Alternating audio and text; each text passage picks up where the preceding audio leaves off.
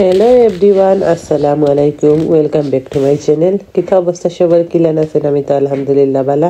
তো প্রতিদিন তো পরিবারের লাগি রান্ধি ওটা সেটা টুকটাক আপনার লগে শেয়ার করার চেষ্টা করি, বাট আজকে এখন তো নিজের লাগি রান্ধবো। এরপরেও হাজব্যান্ডটা একটু চিপস বাজিয়ে দিলাম পাশাপাশি।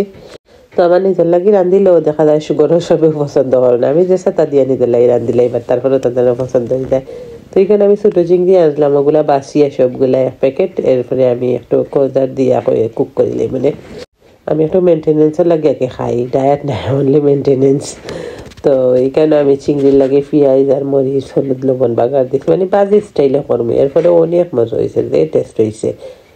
যে কোনো ভেজিটেবল চিংড়ি দিয়ে রাঁধিলে জানি না আলাদা একটা টেস্ট হয়ে যায়। এটা কার ভালো লাগে? আমার ছোটো চিংড়ি দিয়ে যে কোনো জিনিস আসলে যে বেশি ভালো লাগে।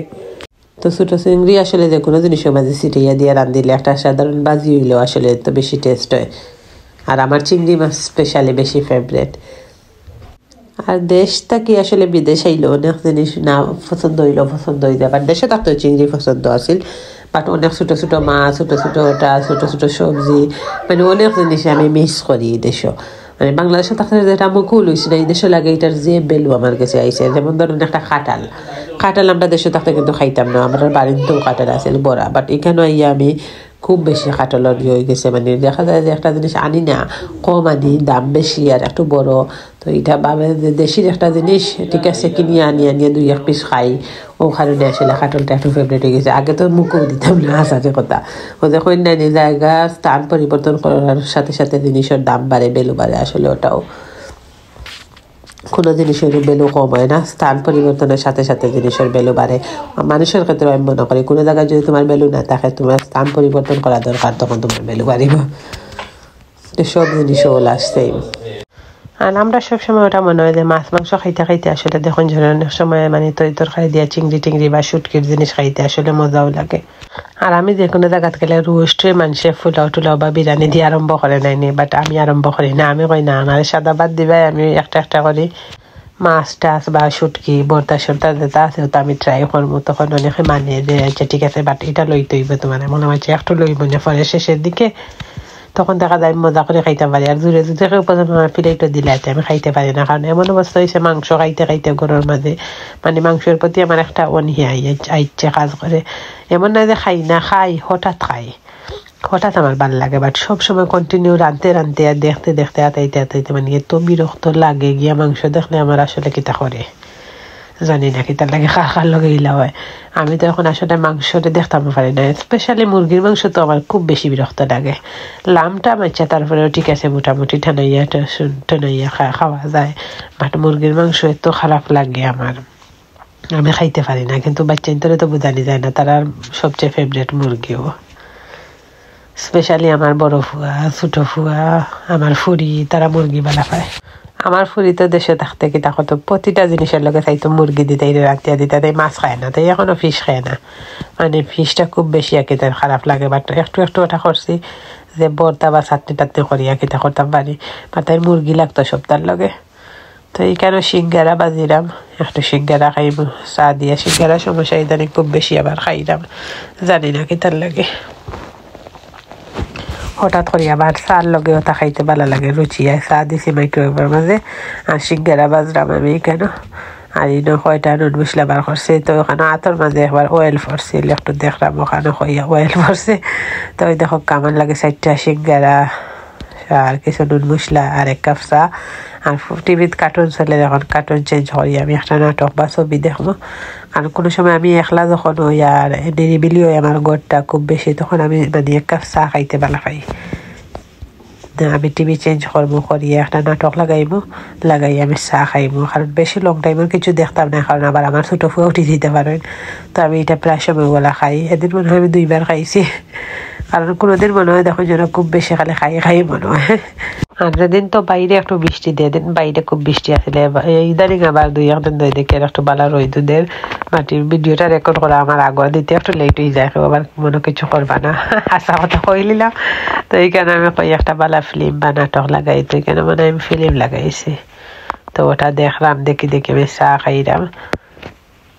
তো পরে খাম থেকে আমার হাজব্যান্ড আইসেন, তাদের রুটি বানাইয়া দিলাম। এখানে ফুয়া খেলাইরা তো এখানে আবার আমি তাই চিকেন বয়েছি গ্রিল করবার লাগে তো হই সবে মিলিয়া খাইলে আর বয়রা বেশিরভাগ ছোট ফুয়ার লাগে কারণ ছোট ফুয়া একটু চিকেন গ্রিল করলে দেখছি তাই 2-4 পিস খাইন ও কারণে আমি সবসময় গ্রিল মাখাইয়া রাখি আর আমি তো খাইও সালাদ টালাদ দিয়া সালাদ করবো বেশি করে করিয়া তাই চিকেন করবো তারা আব্বুরে ডাকিছিলাম বার তাই একটু স্ট্রেসও আসলা কিতার লাগে জানি না অনেক সময় আছে না নিয়ে খামটা মোটা লইয়া মানুষের বিভিন্ন তাজ পেরেশানি লেনদেন থাকে তো কারণে আসলে পুরুষ মানুষের স্ট্রেস কোন সময় খাওয়া যায় না সবরও লাইফও স্ট্রেস থাকে তো তান্ডাও ডাকিছি কইছে না আমি আর খাইম আর পরে আর আইসেন না আর খাইছেন না তো আমি আমার ফুরিয়া আর ফুয়া খাইছি তো বেশি করে সালাদ দিয়া শসা আছিল না খালি টমেটো দিয়ে সালাদ করছি ডাল করিয়া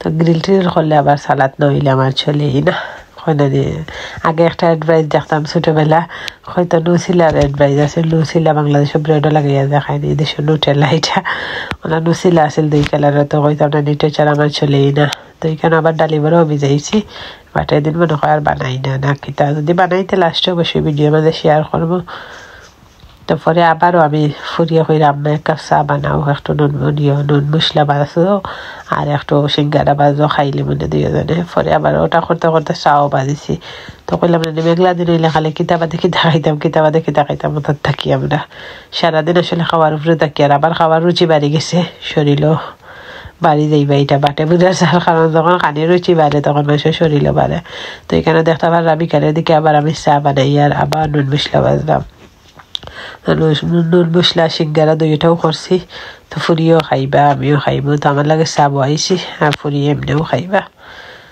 এর পাশাপাশি আমরা গ্রিলও খাইব